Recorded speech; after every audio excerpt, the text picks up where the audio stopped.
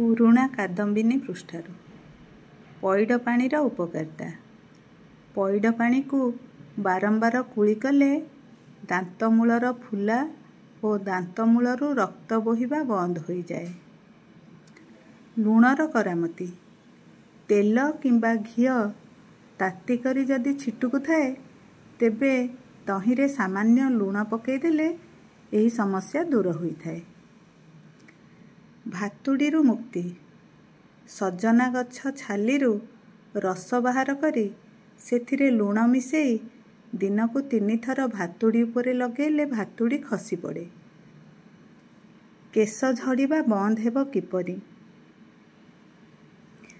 ଲେମ୍ବୁ ରସ ସହିତ ଅଫିମ ମିଶାଇ ଲୋସନ ପ୍ରସ୍ତୁତ କରନ୍ତୁ।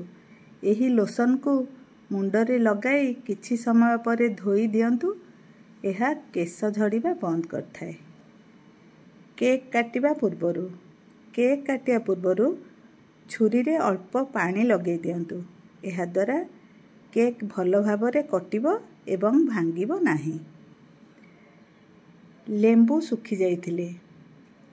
ଶୁଖିଯାଇଥିବା ଲେମ୍ବୁକୁ କିଛି ସମୟ ପାଣିରେ ପକାଇ ତାପରେ ରସ ବାହାର କରନ୍ତୁ।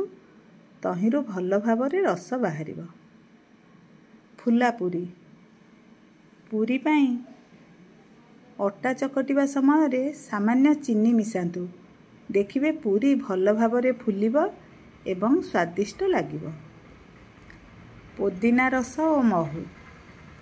ପୋଦିନା ରସରେ ମହୁ ମିଶାଇ ଖାଇଲେ ଜ୍ୱର ସଙ୍ଗେ ସଙ୍ଗେ ଭଲ ହୋଇଯାଏ।